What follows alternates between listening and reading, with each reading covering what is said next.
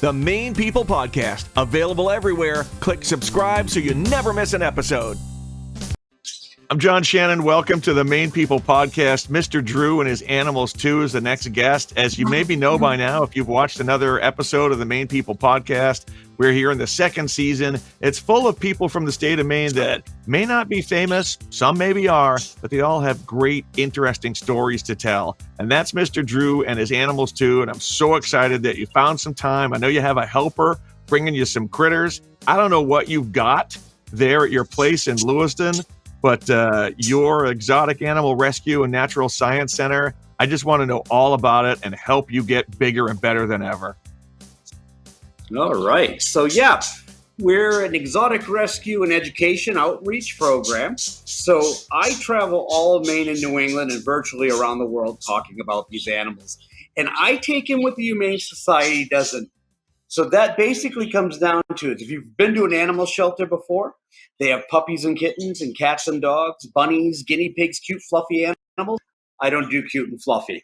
I do creepy, crawly, scary animals. I do animals people don't understand. I do animals people think are bad. And I do animals some people are scared of. And I basically go around explaining to people that, well, one, there's no such thing as a bad animal. You might not like it for some reason. That doesn't mean it's bad. I don't like mosquitoes and ticks, but they are important for other life on our planet. And you might be scared of something. And I like to tell people it's okay to be scared. There's nothing wrong with being scared. Being scared keeps you safe. But try to learn about it. The more we learn about something, the less scared we're going to be. And so we started this whole thing out of my house, going just like day parties here and there. And we just it took off. Now I work with the state assisting as a consultant, working on laws regarding some of these animals. And we take them in because why? Besides the fact the shelters won't take them, is people don't have a place to relinquish these animals. The next step is possibly to release these animals. And they don't belong into the Maine woods. Maine woods, Maine waters belong to Maine animals. The animals we work with are exotic. And so they're from all over the planet. They don't belong here at all. What do you think is the most unusual animal you've seen, either that someone has released in the Maine woods, which would be worst case scenario, or has offered up for you to take? Like, what would a Mainer consider really exotic? Yeah, it's really a definition of your definition of exotic. I have a lot of insects, and I find a lot of these insects quite exotic, where most people would say they're just bugs. And then I have species of animals at my center that are actually extinct in the wild or close to extinct. And they're definitely unique. It's hard to say. I never know what's going to come through my door. There's been turtles that have come through my door that are critically endangered, and I thought I would never see it, that walks in one day just because somehow somebody got it. So it really, really is hard to say what's most exotic or what's odd. I never know. I mean, like I said, I took in a 7-foot monitor lizard the other day or a month ago. So things just appear. Let's take a look and see. Have you got something handy right this minute? Yeah. Let me get this guy. Because I have a video. I have a video we're going to share in a minute of something exotic that you made me eat 2 years ago. We're going to come back to that moment, but show us what you've got. Oh, so right here we got scorpions, and scorpions are an amazing animal. So first of all, they're not these things that are out to kill you. They've got claws and a stinger, but they're not going to sit there and be like, human, go get them. They are actually very docile animals. They sting in defense. And so these guys here, look at the size of that stinger. These guys here, they really don't want to bother anybody. If one's in your shoe, it's going to sting you. It's got no place to go. If one's on the couch and you sit on it, there's a butt sitting on it. It's going to sting you. But other than that, they'll do everything to try to get away from you before stinging you. Now, this one is called an Asian forest scorpion. And if it stings me, I'm just going to say, ow, that's it. It's not a highly venomous species. And so it's really not dangerous. But one of the coolest things about these guys is how they see. I'm going to get them in a better position here. You don't like the hairs on my arm. Come here. Like, leave me alone. Anyhow, so these guys, they reflect the ultraviolet spectrum. So you put a UV light on them, and yeah, they glow. So I always tell the kids, I grew up in the 70s, and I had Zeppelin posters all over my room and black lights. It was a great time. But this is that's how they see each other in the dark. They don't see each other as a black animal. They see each other as a glowing green animal. And so they're a pretty amazing thing. We don't have any scorpions in Maine, so we don't have to worry about, running into one outside. Thankfully. How do you end up with one like this? Someone had a scorpion in Maine. These guys here, like I said, Maine has a lot of restrictions and laws, what we can and can't have. And I have what we call an exhibitor's permit. It allows me to take in a lot of this stuff. And so I'm a dump site, so to speak, for the state. The wardens will bring me stuff that might be illegal, or animal control officers, police, landlords. And so we end up with a lot of this odd stuff. And this day and age, everything can be ordered online. You don't even have to travel anymore to get something. You can just have it sent right to your house. The wardens were asking me that. How do people get these things? And I said, give me your address. And I typed into my phone, spotted hyenas for sale. And I found a place in Ohio that would ship one to you. So it's like, it's crazy how these things get here. But they're here. And that's the thing, is the state doesn't even know what's here. I probably know more of what's in the state than the state actually knows. But they're coming to you for help. I want to roll the video of because speaking of scorpions, I'm pretty sure that you brought dried scorpions to the radio station, to the morning show at WPOR 2 years ago. Let's take a look at that video, because you made me eat some. This is a scorpion. Oh, it's really salty. Yeah. Okay. Yeah. Not bad, honestly. That was good. Yeah, they are. I would eat another one. Yeah, well, we can. Wow, that was good. That reminds me. For the record, I didn't eat another one. I said I would, but I don't think I actually did. No, you didn't, but you ate a bunch of other stuff. So we'll give you kudos for that. You were, I remember that morning, a real proponent of how healthy bugs are in diets around the world, but not in America.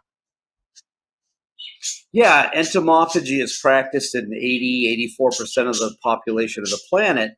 And in some cases, it's out of necessity and poverty. And in some cases, it's part of the natural cuisine, like Southeast Asia. They sell insects, whether it's roasted or in different forms, like street food, so you'd go and get a bag of popcorn. They might have a bag of crickets that are roasted. And people just buy it and go about their business, snacking while they're having fun with their friends. And so a lot of the world does eat insects. We do it every day. We just don't realize we do it. Everything we eat has insects in it. I always like to tell people too, like sushi, if you've got parasites,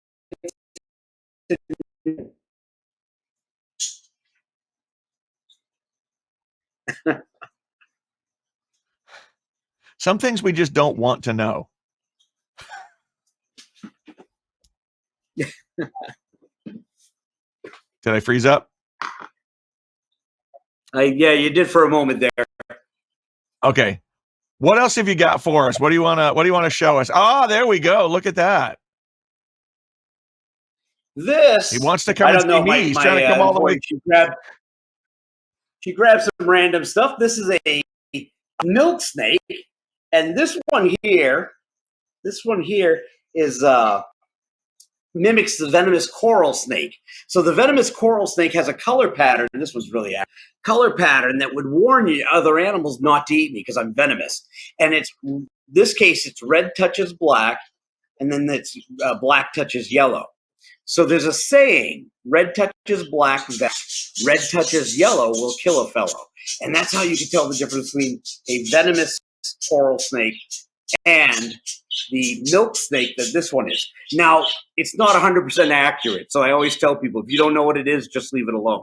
Now, in Maine, we don't have any venomous snakes. Pretty quickly. You'd have to decide very, very quickly what was touching what. Well, realistically, they're not aggressive, so they're not going to chase you down. A lot of if you spot it, just leave it alone. They don't come after you. So, I mean, unless it was startled, you stepped on it, something like that, generally speaking, they're not going to bother you. Most snakes freeze right up and they wait. Mhm. Hopefully you'll pass by. And then they might be coiling back, looking like they're ready to strike. That's a bluff. They're hoping you're just going to leave because they're scared of you. You're bigger. But most snakes will leave you alone. Let's take a quick photo montage of some other animals that you've had out and some events that you've done, just so people get an idea. And I know you have some more there at the center that you're going to show us, but want to talk in a minute about all the work you do with the kids and schools that you have in and that you visit, and that had to be the heaviest hurdle in the world, and you're just shouldering it like it's nothing, like it's a sack of potatoes. It's a pretty hefty tortoise, yeah. And I called it a turtle because I don't even 50 know. pounds. I would have guessed it weighed a lot more than that. I'll be honest. What motivates you to keep doing this for year after year after year? Well, there's a need for it. And it was an unexpected, I didn't expect any of this to take place the way it did. It was, like I said, yeah, we'll do a show here, do a show there. It'll be, a few bucks in my pocket. And it just morphs into this thing where we have over 200 animals at any given time. And it just keeps growing. I mean, we're in the process now of trying to secure a bigger building so that we can move out where we're at. We're in an old mill. And my electric bill here can run $1,700 to $2,500 a month, just keeping my animals warm. These old mills aren't insulated, so they don't. We have to run constant electricity to keep the animals warm. And again, when we first moved in here, we weren't thinking, winter, and we didn't. Now we've been here for over 5 years, and it's like, we really need to get out of here. Bigger, better, all that. So we'll get to your dream in just a second because I want to help you raise that money too. But speaking of money, I do want to mention chubbydogcoffee.com. If you want to get 15% off your first order, use the promo code Bella when you go to chubbydogcoffee.com. Chubby Dog is one of the first and greatest sponsors here. It's a quirky little coffee company right here in New England. I'll say downright weird owner, but really great coffee. If you want to check this out, you can go to chubbydogcoffee.com, find out more. 15% off your first order using the promo code Bella, and they do kick back a little here to make sure that we can stay on the air. And there's more with Mr. Drew and his animals too, how to help them, and some really interesting stories about helping the kids out on the road coming up on the Maine People Podcast. The way my dad brought me up was always to work hard and to treat people well. You ready to go for a ride? We try to keep our goal to make people feel comfortable buying their cars and feel comfortable with the people they're working with. Nice. Oh, it looks good over here. So become part of our family. We really mean that. Without question, we're in this together. We're going to take care of you and treat you like your family anyways. This looks awesome. Yankee Ford has so many people willing to help and make this tough time a little bit easier.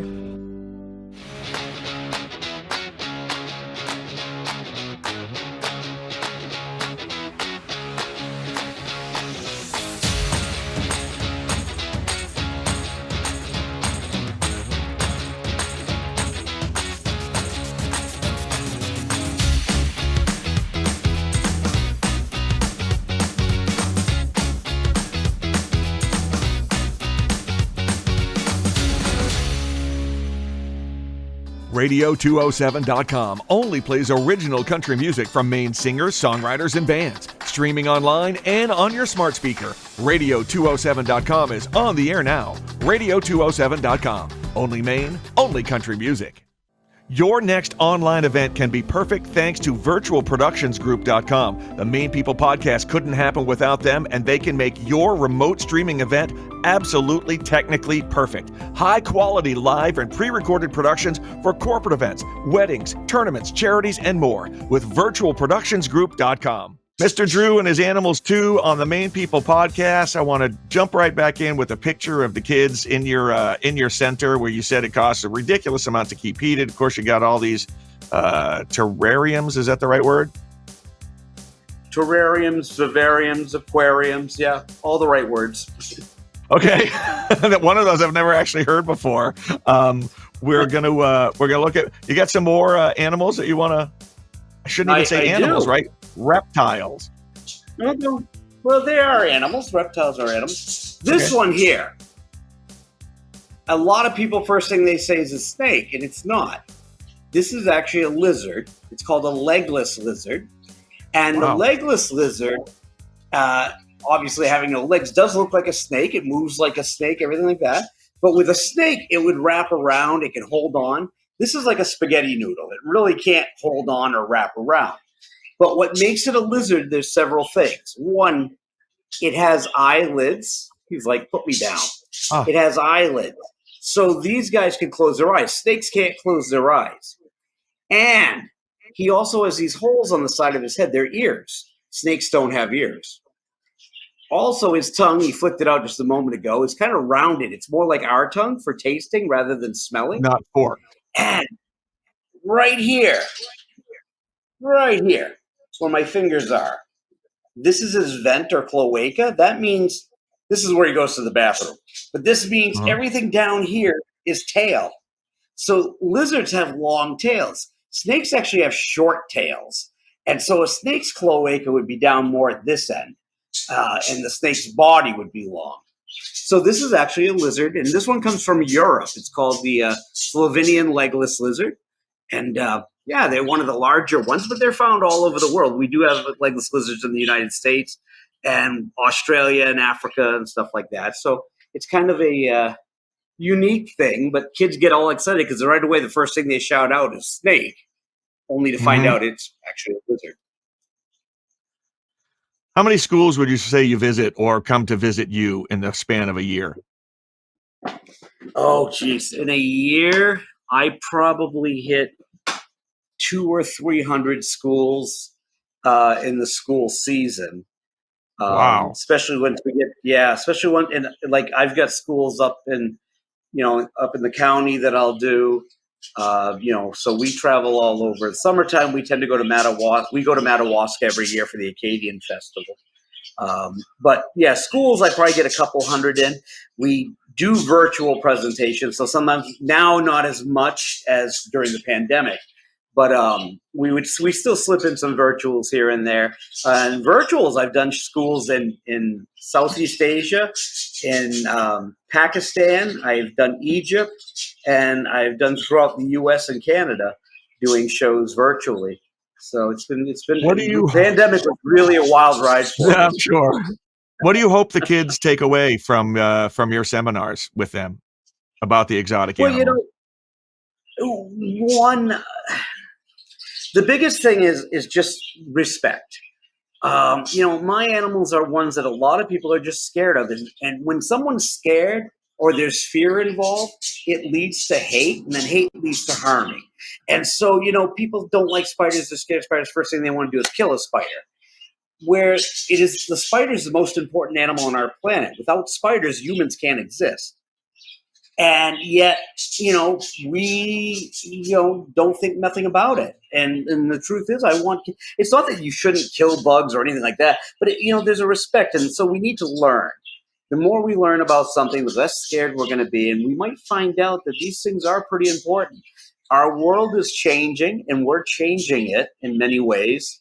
And there's some things that might be for the better, some for the worse, some that we have no control over. But no matter what, we can all make a difference in one way or another. So if these kids can learn to respect these animals and stuff like that, it leads them to respecting their environment and their ecosystems.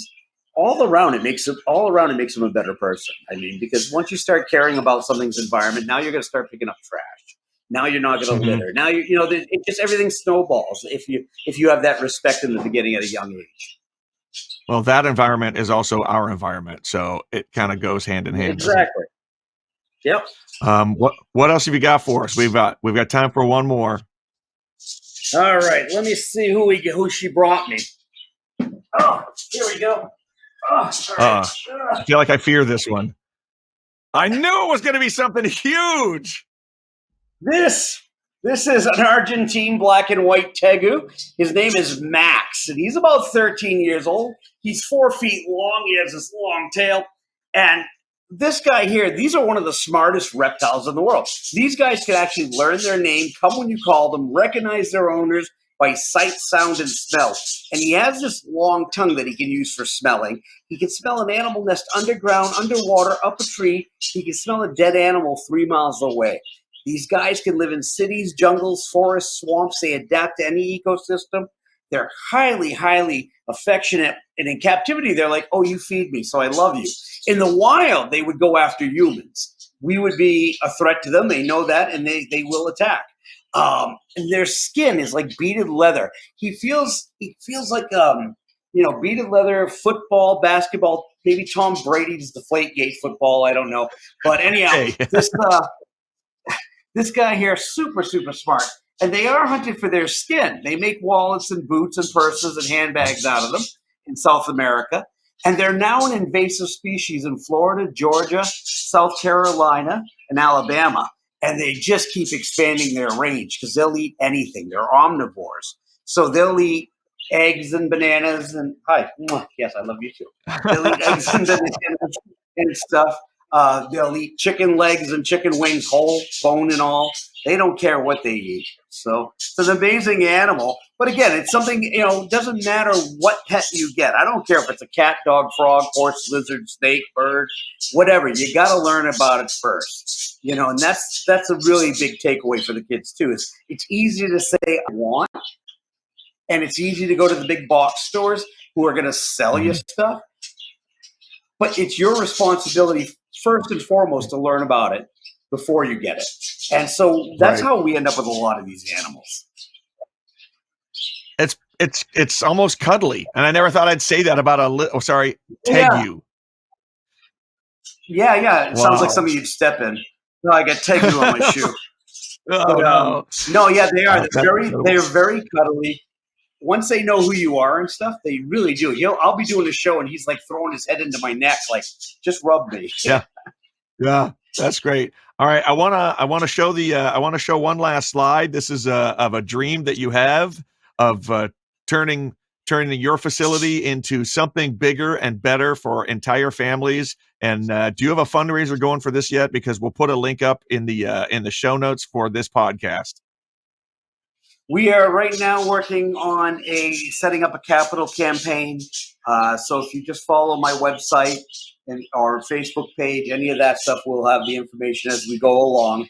We've got a lot of personal things going on with family that we're working on. So it's kind of taking a temporary back burner. And but we are working on it. There is a donation link on our website if somebody does want to donate. Help take care of over 200 animals that we have. That's great. If you want to, can you explain for a second? Because you told me earlier there are children's museums already in the state of Maine, but you want to do something that's more. Yeah. At my center right now, what we did is when we opened up, our goal was to be a children's museum. We were for Lewiston. We wanted to be a positive impact in the community. Lewiston doesn't always have the greatest reputation. And so we thought, what a wonderful idea to bring a children's museum incorporating our animals and stuff. And as time went on and we started doing this, we realized the adults are just as much into it, sometimes more so than the kids. And like at my center here in Lewiston, we have a walk-in tortoise pen where you can actually go in and feed the tortoises. And we have a mine. The kids can dig for fossils and Chris can take stuff home. And we have a geology room and lots of natural history stuff, and over 200 animals you can check out. We'll let you hold stuff and pet stuff. And so it's one of those, the adults get into it more. And it's really been an enjoyable experience. Come here, big potato. There we go. But I just want to come up. I just want to come up and hug that tegu. I want to just do what you're doing right now with that thing. Oh yeah, you sit in a rocking chair and you just rock with them, and it's like a baby. It just sits right there, and